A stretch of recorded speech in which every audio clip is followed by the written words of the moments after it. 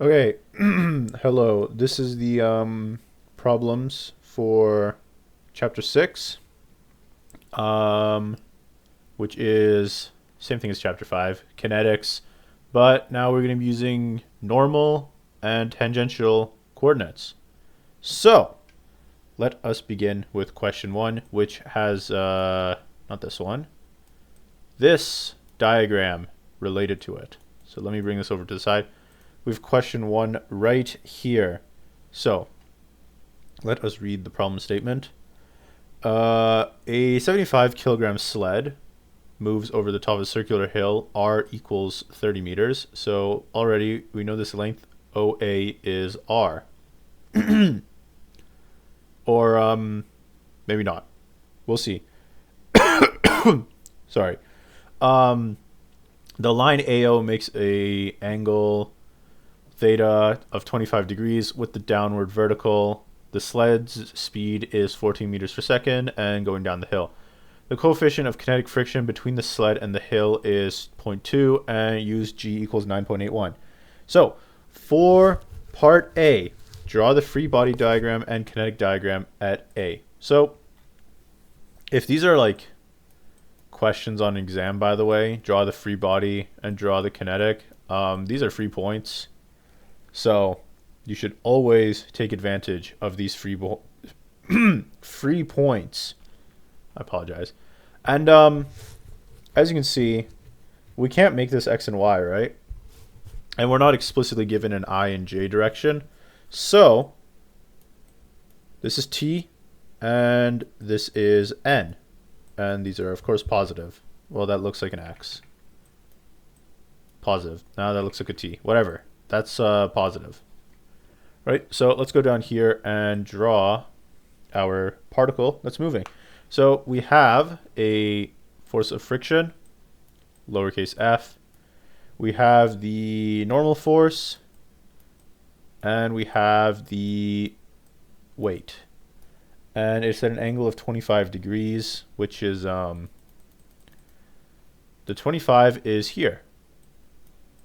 25. And then the kinetic diagram. We have two accelerations on this, AT and AN. Nice. So that's part A answered. Now, for B, at A, compute AN, the magnitude of the friction force, and dV dt. Include the sign. So let me just drag 2 all the way down here so there's more room. So AN, magnitude of friction force, and dV dt. So AN is pretty easy. It's V squared over rho, and we have both of those values. Rho is 30. V is 14, so 14 squared, or 196 over 30, which, plugging that into the calculator, 196 over 30 is 6.53 meters per second. 6.53 meters per second. Now we need Fk. So to do that, we're going to need to use our force balance. So in the t direction, we have that, and we define this way as positive. So we have that MAT is equal to, we have mg, and it's going to be sine 25 minus f. And f is just going to be mu n. So how do we get n? We look in the an direction. So we have MAN, which we already got AN, is equal to mg cosine 25 minus n, because down is positive. Yeah. So we just rearrange this, and we get an n that is equal to, and m is, what's mass? 75 kilograms, g is 9.81. So we get 75 times 9.81 cosine of 25 minus 6.53 gives us a normal force of, or oh, this is supposed to be MAN. Oops. I forgot to put the mass. This times 75. which gives us a normal force of 35 point, or not 35, what am I saying, man? It gives us a normal force of 177 newtons. 177 newtons. And then we plug this into our equation for Fk. So this one, where this is Fk, by the way. So we get that Fk is equal to mu n, which is equal to mu is 0.2, so 0.2 times 177, which is equal to, times 0.2, 35.4 newtons. 35.4 newtons. Okay, so that is F of K. And now what do we need? dv dt, also known as v prime. So we need v prime, which is at. At is v prime. So we divide everything by mass here, and we have Fk. So we take this equation up here and divide through by mass. So we're going to get it's equal to g sine 25 minus 35.4 over 75, which is equal to, so g 9.81 sine 25, 9.81 sine 25 minus this over 75 gives us 3.67 meters per second squared. And that's all there is to B. That's how you solve B. Okay, straightforward question. It's just using these equations. So C is what should the speed of the sled be at A? Instead of 14 meters per second we have considered so far, if it is to lose contact with the hill at that point. What does it mean for something to lose contact with a surface, with a hill, with something else? Well, think about it, right? What force comes from it having contact with the surface? The normal force. So what it means is that there's no more normal force, which means there's no more friction, which means that MAT is equal to mg sine 25 and MAN is equal to mg cos 25. Right? So we need to solve for velocity. How do we do that, right? We have v squared over rho. We don't know what v is anymore. We know what rho is, right? And yeah, so we're going to use this equation here that MAN is equal to mg cosine of 25. We're going to cancel out the masses, and we're going to get v squared over rho is equal to g cos 25. So if we just flip this around, we get that rho g cos 25 is, and then put a square root in front. V is equal to square root of rho g cos 25. So calculating that quickly. So square root of rho is 30 times g 9.81 cos 30 gives us a true velocity, or not cos 30, cos 25. Cos 25 gives us a true velocity of 16.3 meters per second. So let me write that down. V equals 16.3 meters per second. And that's the question. So yeah, there's no D. So that is everything. Here's the diagram again. So we went through free body diagram, kinetic diagram, using these and our sign convention that we defined here to be positive. We solved for what is it? AN, friction force, and AT, also known as dv dt. And also the new theory learned is that when you lose contact with the ground or whatever, you don't have normal force anymore, which means you don't have friction anymore. Which, I mean, in this case, it made it just that the forces were just in terms of the weight, because these two forces went away. So, yeah. So watch out for stuff like that in the problem statements that tell you, like, big hints for what the question's asking. Anyways, next question. Here's the related diagram for question 2. So, 10 kilogram ball attached to a light cord of length r equals 2 meters and moves in a circle in the vertical plane. At the instant shown, the ball is at position A, angle is 30, The speed is 4 meters per second. And that's supposed to be like that. And the ball is moving upward counterclockwise. Use G equals 9.81. Free body diagram. Okay, so A is draw the free body diagram and kinetic diagram at A. So let's define our plane. We don't really need to, by the way, because these arrows already do that. But whatever. There's our plane. I added another arrow there. T and N. Okay, so free body and kinetic. So free body and kinetic. So we have our thing here. We have this rope, which exerts a tension force, right? That's it. And gravity that acts on the ball. Gravity and tension. Gravity straight down, but obviously not in line with this. So straight down is at an angle of like 30 degrees.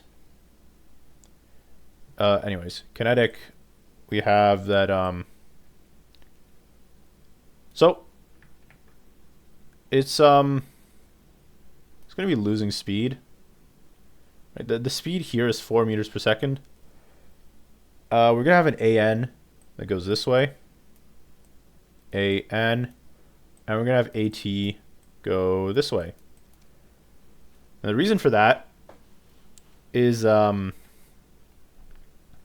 as you go up like this, gravity is going to be pushing down on it. So that's going to make it lose speed, which is AT. Fun. Very fun. Anyways, that is part A. So now let's do part B. Determine the tension in the cord at A. So as you can see, tension is in the normal direction. So we're going to have that MAN is equal to, this is a positive N by the way, so T minus mg cosine of the angle 30. It's cosine because if the angle is here, right, straight down, so that means the angle is here like this, 30. Forgot to draw that in earlier, but yeah, there you go. T AN equals T minus mg cosine 30.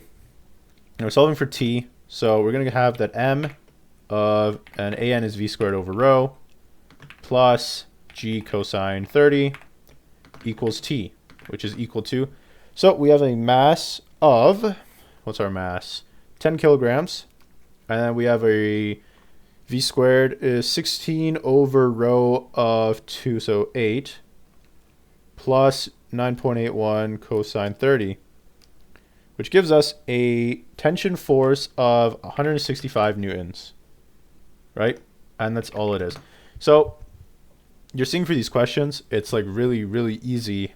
Like I'm getting one line worth of work. I did one rearrangement after my initial formula, right? Nothing to worry about for these questions. They're really straightforward. Just draw out your free body, like the free body diagram and the kinetic diagram give you everything you need for the question. Anyways, C is determine dv dt at A. So we're solving for AT now. So M of AT is equal to, well, we just have mg sine going this way, negative. So, yeah, mg going this way is equal to negative mg sine theta. And the reason we're not putting a negative in front of this ma, even though it is opposing the motion, is because the question tells us to include the sign. So if we did that, we wouldn't get a sign for, well, okay, you would be correct to do that, like theory-wise. You just have to remember to put the negative in. So this is basically the same thing as remembering to put the negative in at the end. We're just keeping it in for now. So basically dv dt, also known as v prime, also known as at, is equal to g sine theta. So that's 9.81, negative 9.81 sine 30, so that's a half. So negative 4.91, because it's, yeah, 4.91. So this is equal to negative 4.91 meters per second squared. And now for D is determine the magnitude of the total acceleration at A. So we have a tension and we have an AT. Total acceleration is just going to be, so A is equal to the square root of v prime squared plus an squared. So A is equal to the square root of, so 4.91 squared plus, we didn't actually calculate it separately, so I'm going to rewrite it v to the 4 over rho squared, which is then equal to, so the square root of 4.905 squared plus, so v is 4 to the power of 4 over 2 squared, so 4 cubed, which is 64, which is equal to 9.38 meters per second, right? And that's the question. Again, like I said, it's really straightforward. Nothing to worry about for these questions. Nothing at all. Okay. Let us get on to Q3. Again, free body diagram gives you the answer. And then you just plug in numbers into a calculator. Very fun. Very fun. Question 3. 3 kilogram disc D. End of a cord. Other end is attached to a ball and socket joint located at the center. Platform rotates rapidly. So as you can see, the platform is rotating. Disc is placed on it and released from rest as shown. All right, determine the time it takes for the disc to reach a speed great enough to break the cord. Maximum tension is 100 newtons. Coefficient of kinetic friction is 0.1. So we are solving for when when the cord breaks. So we want when F is greater than 100. So if we were to draw a free body diagram, we'd have, and I'm gonna 2D this, even though this should stay in 3D, I'm gonna make it 2D, right? We have tension straight up, T, and we can ignore mg and normal force, right? Because they aren't doing anything. And then we have the friction, which is this way. It's a little odd, but the platform is moving this way and the disc is moving this direction. I think. Wait. No. No, it isn't. This is it is moving this way. I don't know what I'm talking about. It's moving this way. The kinetic friction is actually speeding up the this thing. Why? Because the platform is also moving this way. Right.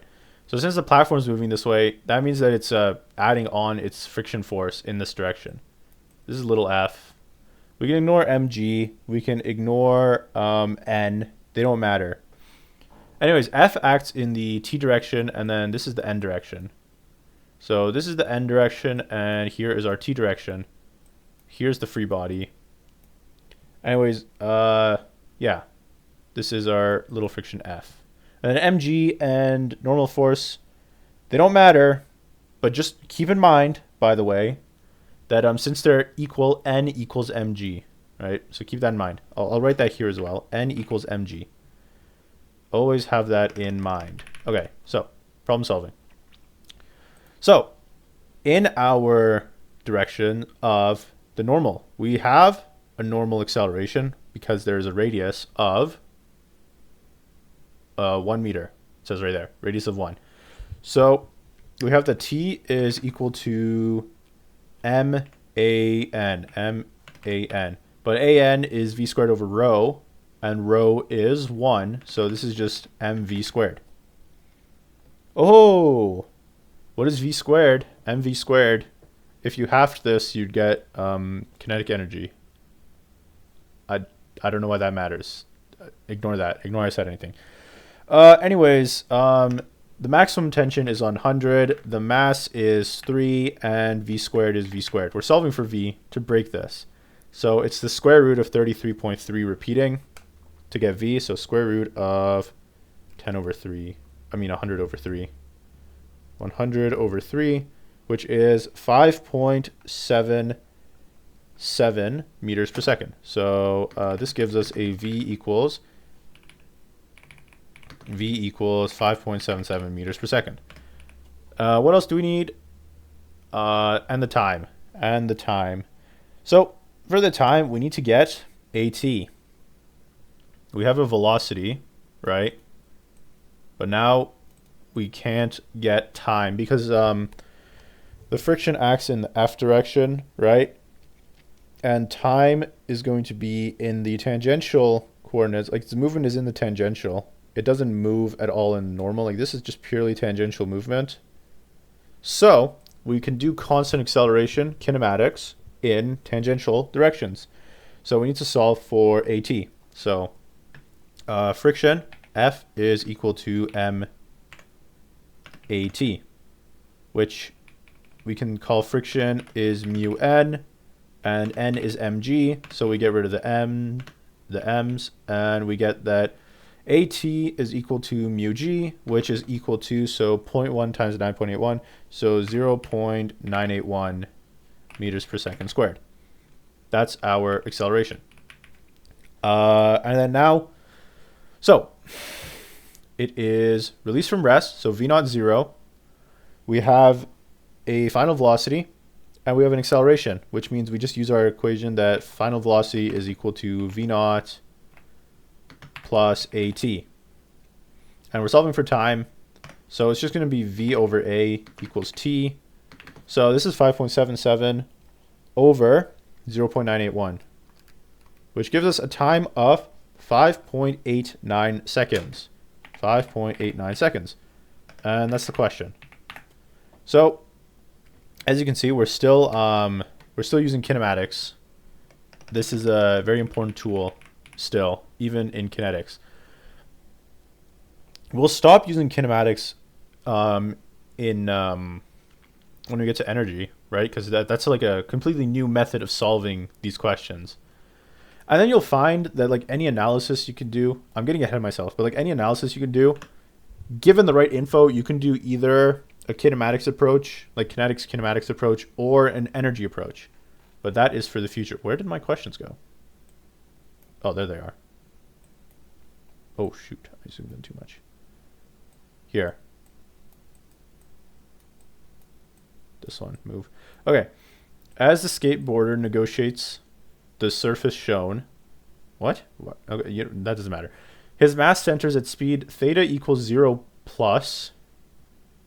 What? Oh, 0 from the right. 45 degrees and 90 degrees. I feel like that's a typo. So at 0 degrees, it's 28 feet per second. At 45 degrees, it's 20 feet per second. And at 90 degrees, it's 0 feet per second. That's his speed. Determine the normal force between the surface and the skateboard wheels if the combined weight of the person in the skateboard is 150 pounds and the center of mass is 30 inches from the surface. So, first step is we got to do free body diagram. Free body diagram, always. Free body. Anyways, I zoomed out so much that the pencil actually like is thin like a pencil now. So, particle. We have normal. And we're making a free body diagram like this time. That's why he's slanted. And also because there's like variable thetas, right? So we have a normal. We have a friction force, which is acting this way. And of course we have mg. Now mg is at, as you can see here, here's a straight down. Theta is here. And remember, theta is a variable, so it's not always going to be the same. So that is our free body diagram. And let us here quickly set up our directions. For this is n and this is t. And there's a little plus for positive. Now, the kinetic, he's going up a ramp. And as you can see, mg and F are both acting this way, which means his tangential acceleration is this way. So this is a t, and his normal acceleration, of course, is going to keep him on his path. So it is in this way. And there you go. That is all there is to it. So this length from here to here is 15 inches. Wait, no, this is feet. 15 feet. And this guy is 30 inches up from the ground. So the place we are measuring is going to be, there are 12 inches in a foot. So 24 is 2, 20, 30, okay, 30 is 2.5 feet. So 15 minus 2.5 feet gives us a total of, so 15 minus 2.5 equals 12.5. This is inches. So yeah. So let us very quickly now do this balance of the forces. So in the normal direction, we have MAN, normal, and MG, cosine, right? Cosine theta. So we have MAN is equal to N minus MG cosine theta. Remember, theta is not consistent. So there's going to be a different normal force at each point, right? And we're solving for normal force. So let's consider that is equal to M outside. AN is V squared over rho plus G cosine theta. So at our variable time, at our variable thetas. So at theta equals, what are they? 0, 45, and 90. 0. Cosine of 0 is 1. So it's just going to be N equals, mass is 150 pounds. 150 of V at 0 is 28. So 28 squared over rho of 12.5. Right? Oops, I didn't mean to write rho. 12 of 1.5 plus 32.2 because it is gravity. Gravity is 32.2 feet per second squared in imperial. And then calculating this, so 150 of 28 squared over 12.5 plus 32.2 gives us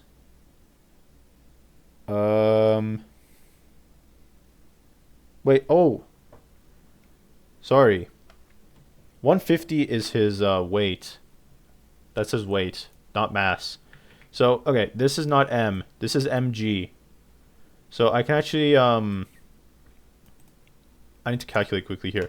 So mg is equal to 150. So to get M, we just do M is equal to 150 over 32.2, which is equal to, if I just quickly calculate that, 150 over 32.2 gives us 4.66, and this is slugs.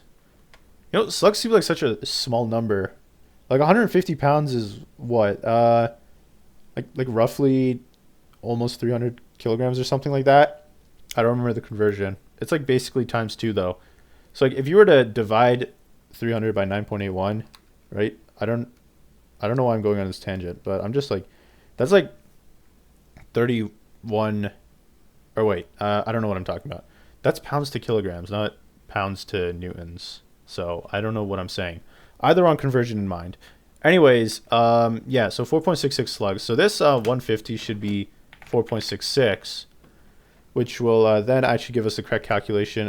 28 squared over 12.5 plus 32.2, which gives us a normal force at the first instant of 442 pounds, right? And then at theta is equal to, what was our second theta? 45 degrees. We get that N is equal to same mass, 4.66. Our velocity is now 20, so 20 squared, so 400 over 12.5 plus 32.2. Remember, this is a G cosine. So we get cosine 45 like this. And this is equal to, so let me just do this quickly.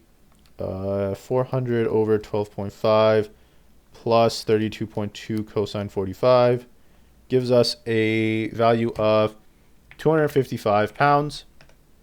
And then when theta is equal to 90 degrees, we get that velocity is 0, cosine is 0. So 0 plus 0 is 0. So n equals 0 pounds, or just n equals 0. That's all. So determine the normal force between the surface and the skateboard wheels, right? And we did that at each instant. That is the question. So make sure you read these things correctly, because I didn't. I originally took 150 as the mass. It says weight. So moral of this question is make sure you know how to read. And I'd say that's a very good moral for every course you take. Really easy question overall. It was like one formula, and you just plugged in different variables each time. And then you also calculated the mass. Easy question. Final one. Last question. So this is, let's get a line, Q5. The cars of amusement park have a speed of 22 meters per second at A and 12 meters per second at B. 75 kilograms sits on a spring scale, which registers normal force exerted on it. Determine the scale readings as the car passes A and B. Assume the arms and legs do not support appreciable force. So, and that's the arms and legs of the person, by the way. So, first of all, free body diagrams, kinetic diagrams. We have two moments of study, two areas of study, A and B. Oh, we have a radius, and we have a radius here as well. So, kinetic. So at point A, that's a horrendous circle. Anyways, at A, we have this. And also we're going to define for this one our tangential, and normal is going to be like this, NT. And then for B, I will redefine it because N goes down, but T remains in the same direction, which is very nice. Very, very nice. Anyways, so we assume there's friction because it says we don't assume it's frictionless. So there's going to be a little F going this way. There's going to be an mg, and there's going to be N. Yeah.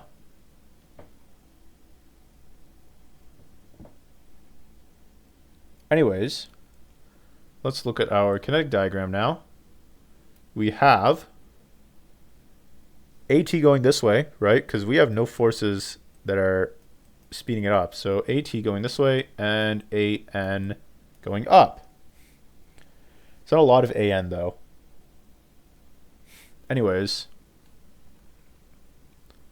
if a 75 kilogram, determine the scale readings of the person. Assume that the person's arms and legs do not support appreciable force. Yeah, that means something, but that's okay. Anyways, for B, we're going to redefine here quickly as down is N, right is T for our positive. So free body is, again, we have friction going this way, we have normal going up, and we have mg going down. And then kinetic over here, we have, again, AT this way, and AN is now downwards. So, that is it. Now we need to do the calculations. So, force analysis time.